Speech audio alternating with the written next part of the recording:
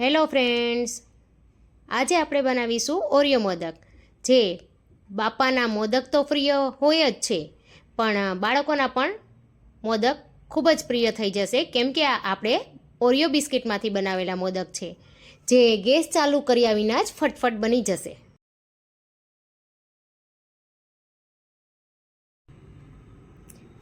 Hello friends, સ્વાગત છે તમારું મારા કિચનમાં.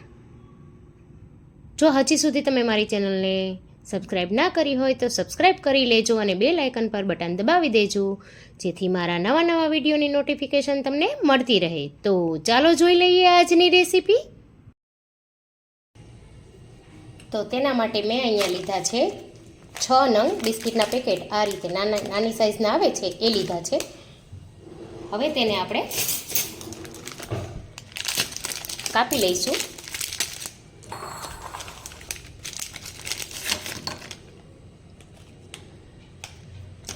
આ જ રીતે આપણે બધા બિસ્કિટ કાપી લઈશું.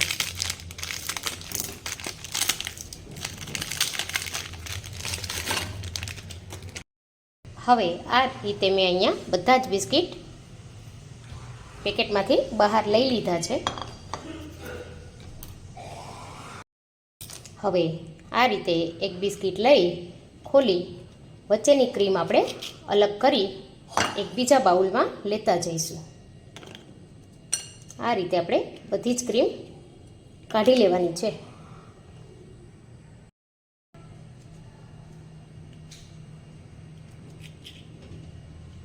ખૂબ જ સરળતાથી આમાંથી ક્રીમ નીકળી જશે.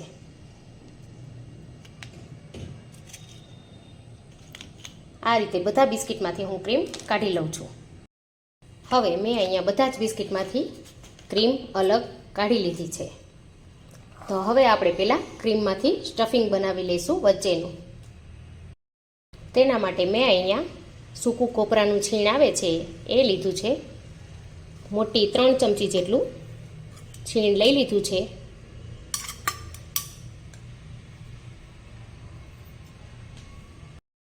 હવે તેમાં ધીમે ધીમે થોડું 2 ચમચી જેટલું દૂધ ઉમેરી આ ક્રીમને આપણે સારી રીતે કોપરા સાથે મિક્સ કરી લઈશું.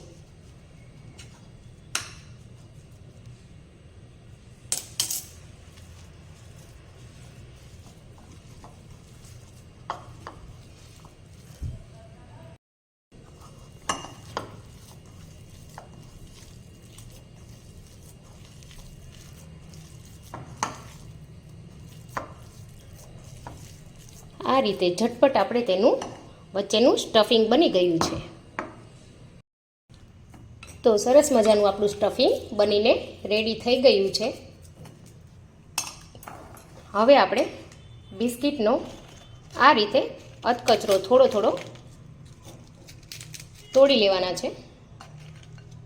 ત્યારબાદ તેને આપણે મિક્સર જારમાં લઈ લઈશું. આ રીતે એક મિક્સર જાર લીધું છે, તેમાં હું આ ક્રશ કરેલા બિસ્કિટ લઈ લઉં છું.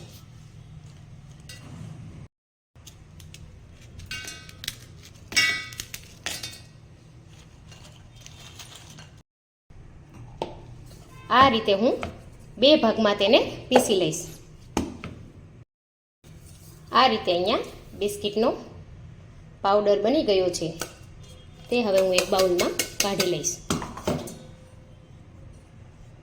હવે બીજો ભાગ પણ હું પીસી લઉં છું. હવે અહીંયા મારો બધો જ બિસ્કિટનો પાવડર રેડી થઈ ગયો છે. હવે તેમાં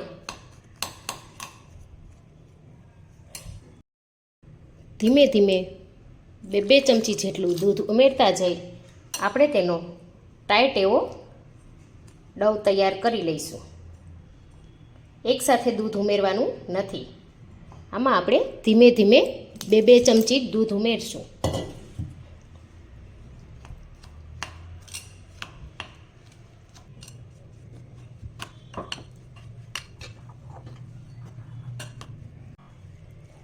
મેં ટોટલ 4 ચમચી દૂધ ઉમેરેલું છે. હજી હું અહીંયા 1 ચમચી જેટલું દૂધ ઉમેરીશ.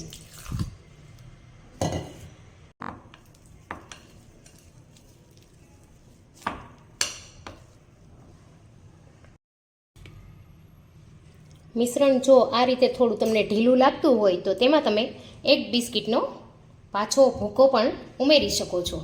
તો મને અહીંયા થોડું ઢીલું લાગે છે એટલે હું અહીંયા એક પેકેટનો ભૂકો પાછો ઉમેરી રહી છું.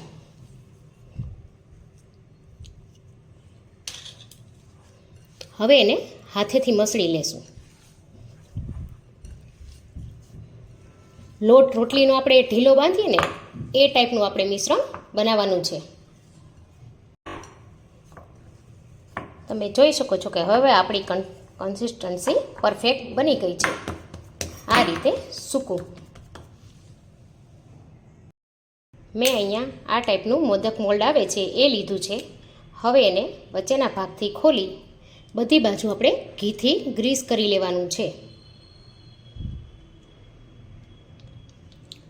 હવે તેમાં આપણે આ બનાવેલું મિશ્રણમાંથી થોડો લૂવો લઈ આ રીતે તેમાં ઉમેરી દઈશું.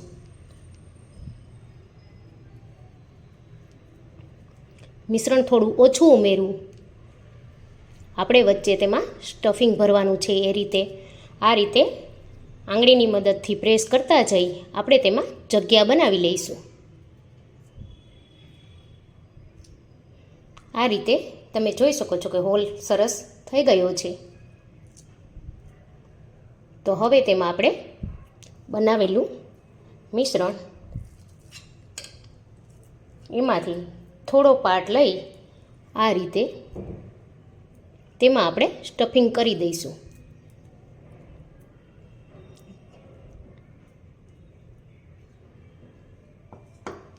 હવે પાછું ઉપરથી આપણે થોડો ભાગ આ રીતે ઉમેરી આપણે તેને પેક કરી દઈશું. હવે આપણે મોદકને ખોલીને જોઈ લઈશું કે આપણો મોદક કેટલો સરસ દેખાઈ રહ્યો છે.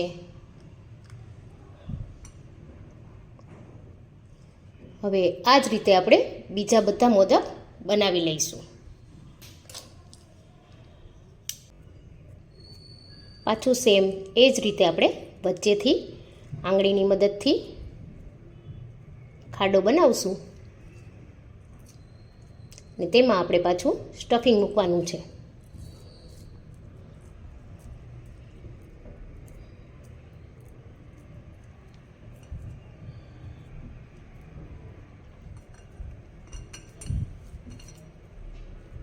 આ રીતે ધીમે ધીમે પ્રેસ કરી વધારાનો ભાગ કાઢી લઈશું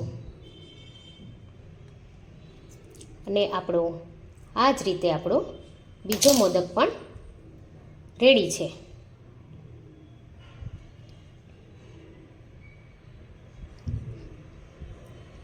હવે આ જ રીતે આપણે બધા જ મોદક બનાવી લઈશું.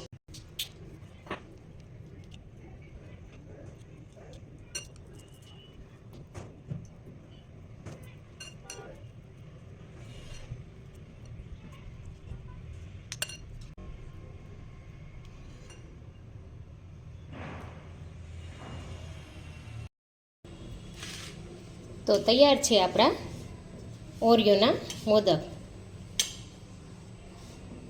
હવે આપણે તેને એક ગાર્નિશ પ્લેટમાં લઈ લઈશું.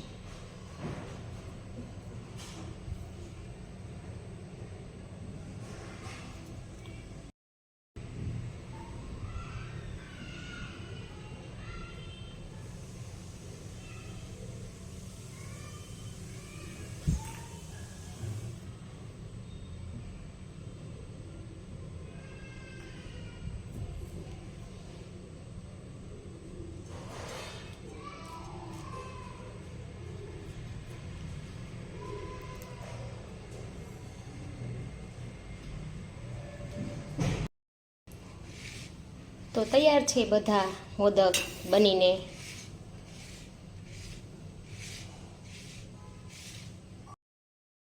આવી અવનવી રેસીપી જોવા માટે મારી ચેનલને લાઈક, શેર, સબસ્ક્રાઈબ અને કમેન્ટ કરવાનું ના ભૂલતા.